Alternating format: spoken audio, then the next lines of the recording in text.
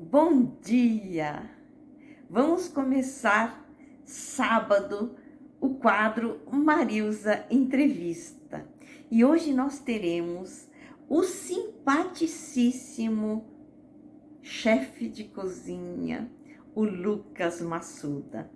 Ele já participou do Rotaract de Suzano, ele já participou do intercâmbio do Rotary, enfim, ele já fez diversas atividades que o tornaram assim um dos requintados chefes de cozinha e nós vamos então entrevistá-lo. Seja bem-vindo, Lucas, nesse quadro deste sábado. Eu o conheci já faz quase um mês, né? Foi no dia 14 de maio, que foi assim o dia da preparação do yakisoba do Rotary Club de Suzano. Foi um evento de sucesso, enfim, graças à colaboração de muitos de vocês, e um deles foi você, não é? Então, e foi nesse dia então que eu fiquei assim ansiosa em poder fazer a entrevista, já faz mais de um mês, não é? E chegou o dia então. Seja bem-vindo ao quadro. Então vamos iniciar essa entrevista fazendo então a primeira questão de hoje. Obrigada por ter aceito responder a nossa entrevista. Nossa, Marilza, quem tem que agradecer sou eu. É uma honra eu poder estar aqui no seu quadro, falando e explicando um pouco mais sobre as minhas experiências, tanto pessoal quanto profissional. E é com muita emoção que eu vou conseguir compartilhar isso com vocês agora. Mas, bom, espero então que eu esteja preparado para poder responder todas essas perguntas. Antes disso, primeiramente, então, me chamo Lucas Massuda, sou cozinheiro de paixão e de profissão. Já estou aí na área há mais ou menos uns 8 anos, entre trabalhando em hotéis, restaurantes. E tomara que eu esteja preparado para poder encarar esse novo desafio aqui, que é responder então as perguntas da Mariusa. Mas Mariusa, muito obrigado mais uma vez e vamos que vamos. Qual faculdade você se graduou e em que momento você teve certeza que era essa profissão que você escolheu para a sua atividade profissional? Então, Marisa, eu acho que foi um conjunto de histórias, lembranças, memórias, né? Eu lembro que uma época a gente foi para Águas de São Pedro, eu, meus pais, meu irmão, porque era a comemoração de, se eu não me engano, 20 ou 30 anos de graduação da faculdade do meu pai. Então era um encontro entre amigos. E nesse encontro, pelo fato de ter acontecido em Águas de São Pedro, uma das visitas que a gente fez na cidade foi dentro do grande hotel Águas de São Pedro, que é um hotel que faz parte da companhia Senac. Eu lembro que nessa visitação eu fiquei de boca aberta, assim, de poder ter visto a qualidade do hotel, de saber também que dentro do espaço do hotel eles têm também a faculdade de gastronomia e hotelaria, e que quando a recepcionista comentou com a gente que os alunos poderiam sim fazer a prática da faculdade dentro do hotel, eu falei, pronto, eu acho que é o fator decisório para eu falar, eu vou querer fazer gastronomia, né? Então, por conta disso, chegou a época de eu poder fazer a inscrição, né, dos vestibulares e tudo mais. E com muita ajuda dos meus pais e, claro, suporte, eu decidi ir para esse caminho de gastronomia.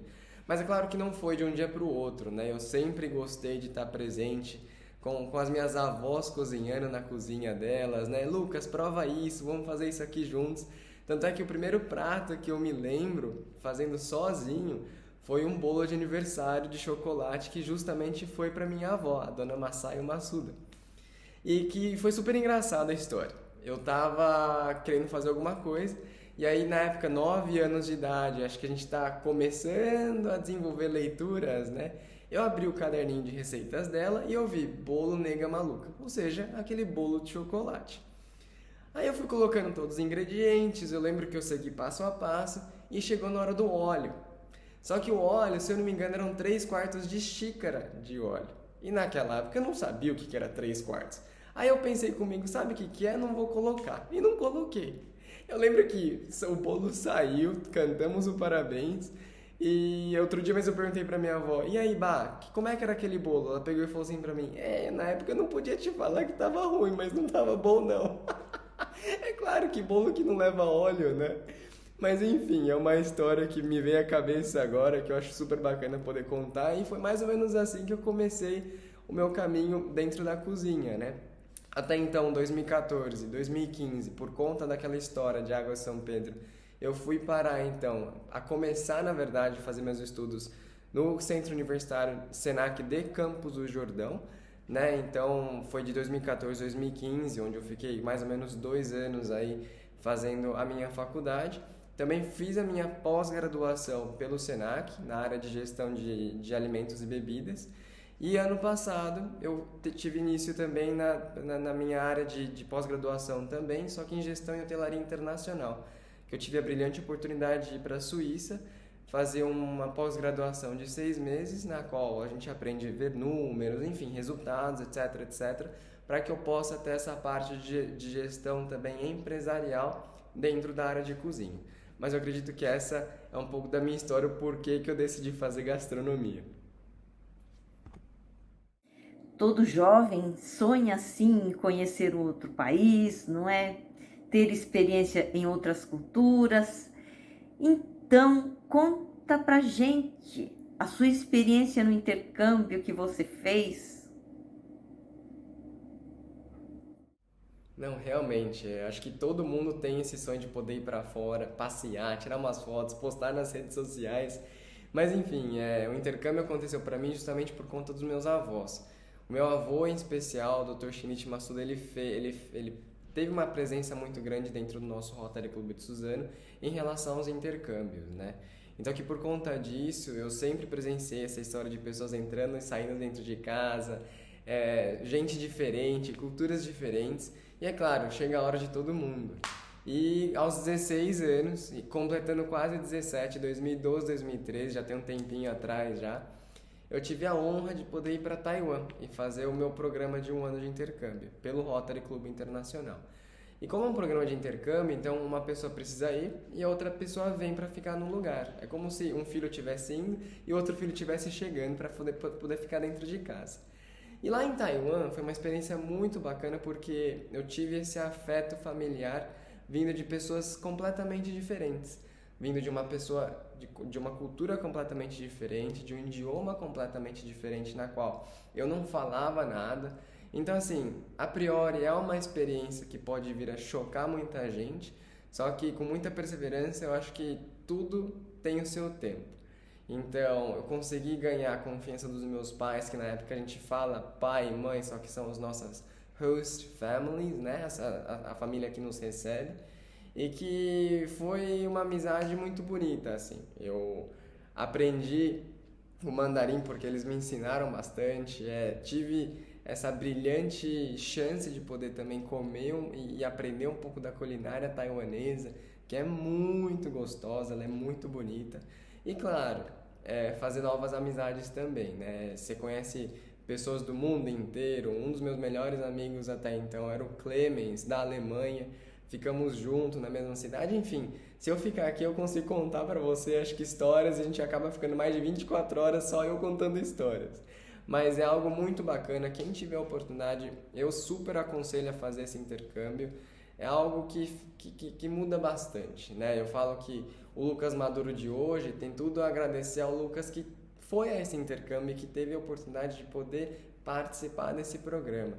Mas que com certeza a gente só tem frutos a poder retirar dessa experiência que é o intercâmbio. Tanto é que em 2012, 2013 eu fiz o meu intercâmbio lá. Em 2015 eu voltei para Taiwan numa viagem de 10 dias só para eu conseguir visitar e conversar com a minha família novamente.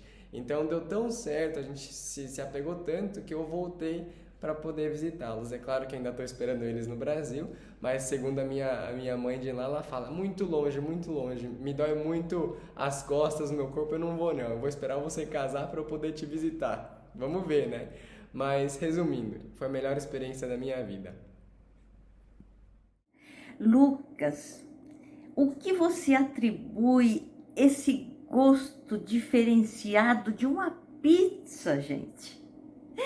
Como que pode uma pizza ser assim perfeita, saborosa, bonita, como você faz, Lucas? Fala aí pra gente, qual o seu segredo? Ai, Marildo, só você mesmo. Bom, vou explicar então o que é essa pizza que a gente vai falar sobre. Na verdade, é um programa, um evento que surgiu devido à própria pandemia mesmo. Bom, pizza é algo que todo mundo gosta, todo mundo sabe, conhece, né, curte comer e tudo mais. E dentro de casa a gente tem aquele forninho em iglu, que justamente você consegue colocar a lenha e poder assar sua pizza em forno a lenha. E que por conta disso a gente sempre, falo a gente por conta, né, eu e minha família, a gente sempre faz jantares com todo mundo, amigos, tios, avós, tudo mais, e a gente compartilha uma boa pizza. Só que por conta da própria pandemia, isso não foi possível. Então, tivemos a ideia de poder fazer esse evento e vender algumas pizzas para aquelas pessoas que já conheciam e queriam conhecer um pouco mais da nossa gastronomia, né? Claro, vindo de um japonês fazendo pizza, mas é algo diferente. Eu costumo falar que dentro de casa a gente gosta muito de comer uma pizza que seja leve, né? Uma massa mais fina, um sabor um pouco mais diferenciado, mas também não tão recheado e que fica super difícil de achar nas pizzarias tradicionais e convencionais, né? Do nosso bairro, da cidade, enfim. E que por conta disso então saiu a noitada da pizza. Foi assim que a gente chamou o evento. E os sabores que a gente costuma fazer são sabores um pouco mais diferentes. Então, igual a pizza que você comeu, né, Marilza? Aquela pizza de berinjela com queijo gorgonzola, cebola roxa e um pouco de pesto de amêndoas. Ou seja, é algo que eu tentei trazer com um pouco de inovação, mas que trouxesse também essa harmonia que é uma pizza, né? Um dos outros sabores que também fez bastante sucesso foi uma pizza de bacon com espinafre, cogumelo champignon e alho dourado, que deu aquela crocância, um pouco também do defumado do bacon, enfim, é algo que só quem prova sabe que é algo um pouco mais diferente. Não estou falando porque eu que faço, mas é um pouco do feedback que a gente recebe das pessoas que conseguiram ter acesso a essa pizza. Mas em questão dos sabores, eu acho que todo cozinheiro precisa ter esse paladar mais fotográfico, né? Ou seja, a partir das poucas experiências que a gente vai comendo de outras comidas, por que não trazer um pouco desses sabores para uma pizza? Que a pizza ela é super básica. Então, eu trouxe a berinjela, que, por exemplo, a berinjela fica muito bom com algo que seja um pouco mais gorduroso, que a berinjela ela precisa daquele óleo, daquele azeite, certo? Eu falei, poxa, por que não então um pouco de amêndoas para dar aquela crocância? Um tom mais de nozes, e aí faltava sal, então eu trouxe o queijo gorgonzola, enfim, a gente vai brincando com sabores, com toda aquela experiência que a gente já provou, e claro, sai então o resultado que é a pizza que você provou, Marilza, mas espero então que você tenha gostado, eu acho que eu tive um feedback seu bem bacana, mas para quem não conhece, fica a dica aí, pessoal, o dia então que eu fizer novamente, eu vou passar para a Marilza para a gente poder divulgar esse nosso evento, Marilza. Ei, Lucas, a gente não sabe, olha, fiquei assim esperando entrevistar e de repente você tá aí. E aí eu falo, o que eu vou perguntar pro Lucas? Não é, Lucas? Então eu soube que você vai para Dubai. Aliás, Lucas, toda vez que eu te vejo, ou você tá voltando de algum lugar, de um outro país, não é? Ou indo para um outro lugar, num outro país. Nossa, como que é a vida assim, itinerante, indo daqui para lá, de lá para cá? Você se adapta facilmente assim, né? Nos horários? Como é que você consegue administrar tudo isso e ainda responder as questões? Marisa, você tocou num assunto bem bacana. Como então se acostumar com essa vida de estar sempre se mudando de um lugar para outro? Bom, atualmente eu estou morando em Dubai. É algo que eu não estava esperando também, não fazia parte dos meus planos. Mas como todo profissional, a gente precisa seguir os objetivos e ir atrás daquele sonho que a gente almeja. E que por conta disso eu consegui uma oportunidade no restaurante Zuma, que é um restaurante com estilo mais izakaya, só que com uma pegada um pouco mais autêntica. A gente tenta trazer sabores tradicionais com receitas mais inovadoras. Está sendo uma experiência muito bacana, aprendizado gigantesco, mas é igual aquilo que você falou, é bem difícil no começo se adaptar a um novo ambiente. Com várias viagens que a gente acaba fazendo, acho que a palavra-chave para tudo isso é adaptabilidade, né? Como que você vai se adaptar a uma vida que você não está acostumado. Então, bom, eu tô morando hoje em Dubai, só que tive a oportunidade também de morar nos Estados Unidos, onde trabalhei para uma companhia que se chama Hilton Resorts, que é aquela rede hoteleira, no estado do Novo México em particular, onde eu fiquei 1 ano trabalhando dentro da cozinha deles. Participei de banquetes, que a gente chama, que são eventos grandiosíssimos, de 1.500 pessoas, 2.000 pessoas, e que, como cozinheiro, a gente precisa cozinhar para 2.000 pessoas. Então, foi uma experiência muito bacana. Agora, falando sobre adaptabilidade, eu acredito que a gente, como ser humano, a gente acostuma muito com o ambiente. Então, em termos de, por exemplo, idioma, que eu acho que é um dos problemas, o inglês me ajudou bastante. Com o inglês, realmente você consegue ir para qualquer canto do mundo. Então, o primeiro passo é sempre o idioma. É o primeiro choque cultural que a gente tem na hora de uma viagem. E o segundo ponto, eu acredito que seja a flexibilidade. O quão flexível você é para poder conversar com pessoas diferentes, com culturas diferentes que você não está acostumado. E quando eu falo em cultura, é uma coisa que não é fácil de se ensinar, a não ser que você esteja lá disponível a querer aprender, disponível não, mas disposto a aprender sobre a história desse povo. Então, quando eu estava nos Estados Unidos, acho que o problema não foi o idioma, mas sim a maneira com que eles lidavam dentro do hotel, com as próprias pessoas, a maneira com que eles conversavam, que eu não estava acostumado também. Então, aos poucos, com essa flexibilidade que a gente vai ganhando conforme as viagens, isso me ajudou bastante. Acho que o terceiro e último ponto, no quesito de sempre estar se movendo, é a parte de amizades. Uma vez que você nunca está perto da sua família, você acaba criando outras famílias, né? Então, você faz amizades que você acaba carregando pro resto da sua vida. Eu costumo falar que um amigo que eu fiz e que até hoje é parte de muitas das minhas histórias é o Carlos e a Luz. A Luz mexicana, o Carlos colombiano, e eu os conheci nos Estados Unidos em 2019. Então, assim, aos poucos você vai criando outras famílias, um ambiente diferente, e isso que vai te lapidando para um profissional mais maduro.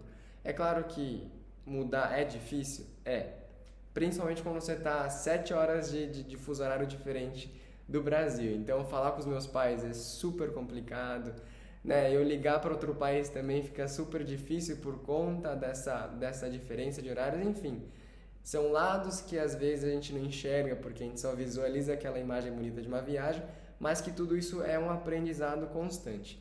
Eu espero que eu tenha falado um pouco mais, falado um pouco sobre essas minhas experiências.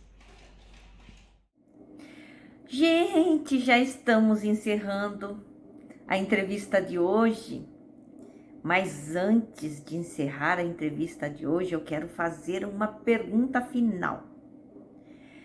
Como preparar o feijão? Tá aí uma coisa que eu não consigo, e eu sei que depois que Lucas ensinar como se prepara um feijão saboroso, eu vou conseguir fazer o melhor feijão que vocês já viram. Então, Lucas, prepare-se para me ensinar como fazer um feijão gostoso. E Maurício, agora você me pegou em cheio, hein? Se seu feijão depois não sair gostoso, a culpa vai ser minha. Bom, brincadeiras à parte. Quando a gente fala em feijão, eu lembro de uma história de um chefe que eu tive, que a primeira coisa que ele falou pra mim foi: Lucas, você nunca faz um bom feijão se você não deixar de molho. E realmente, você precisa deixar o feijão de molho. Porque uma vez que você tem algum produto que ele é seco, você precisa voltar a reidratar, certo? Então eu aconselho você deixar no mínimo umas 12 horas, até quase um dia, mas um dia ainda é muito, de molho. Então, se você tiver a oportunidade, troque a água 2 vezes para que você consiga extrair todas as impurezas do feijão. Uma vez que então você deixou 12 horas ele de molho, você pode vir a colocar numa panela de pressão normalmente. E é uma continha que eu sempre calculo, mais ou menos 200 gramas de feijão seco, você pode vir a colocar mais ou menos meio litro de água. Umas 2 folhinhas de louro, sem sal, sem tempero nenhum, porque justamente a gente só quer cozinhar esse feijão. E eu tampo na panela de pressão por mais ou menos 25 minutos ou até 30. É claro que varia de panela para panela, então se você achar que o feijão ainda está duro, resistente, rígido, deixa um pouquinho mais e aí você vai conhecendo mais a sua panela. Uma vez então que você deixou os 25 minutos no mínimo, você vai ver que o caldo ainda não está cremoso, daquele jeito que a gente gosta, né? Então o que eu gosto de fazer? Numa panela à parte, alho, cebola, bacon, linguiça, o que você quiser colocar no seu tempero do feijão, faça a parte e depois você pode vir a verter todo esse feijão dentro dessa sua panelinha de tempero, ou vice-versa. É claro que um bom feijão ele precisa ter aquela textura mais cremosa, então conforme você vai cozinhando ele vai dando aquela cremosidade que você precisa. Eu já escutei várias histórias de pessoas que gostam de pegar o feijão, dar uma leve processada para poder ajudar a incorporar devido ao amido do feijão. É claro que tudo isso ajuda, só que um bom feijão é aquele que ele, por conta própria, ele tá cremoso, não tá com os feijões estourados, certo? Ele tá com aquele brilho bem bonito. Ah, Lucas, eu gosto de colocar extrato de tomate também porque deixa o meu feijão vermelhinho. Por que não? Então, assim, são várias as dicas que eu tô tentando te passar, mas que não é uma promessa que vai ficar gostoso. É dessa maneira que eu faço o meu feijão e espero que fique gostoso e ó, tô esperando as fotos da próxima vez, hein? Obrigada, Lucas, pela entrevista de hoje. Você sabe que foi um prazer te conhecer, não é? E ver assim tantas coisas que você já viveu nessa idade assim tão jovem. E todas as experiências que você já teve e que pôde então compartilhar com a gente aqui hoje nessa entrevista maravilhosa que você concedeu. Muito obrigada e a vocês todos que estão aí, até o próximo sábado com uma nova entrevista nesse quadro que eu estou amando fazer. Marilza Entrevista. Até o próximo sábado, se Deus quiser. Tchau. Bom, Marilza, quem tem que agradecer aqui sou eu. Mais uma vez te falo que foi uma honra poder estar participando desse seu quadro. E mais feliz ainda de poder ter compartilhado um pouco da gastronomia, que hoje em dia está tão em alta que muitas pessoas querem vir a conhecer. Então, meu muito obrigado a você. Espero que esse quadro continue sendo um sucesso. E a gente se vê todo sábado aí, então. Um grande abraço e até uma próxima. Tchau, tchau. Inscreva-se no meu canal, Marilza Caria.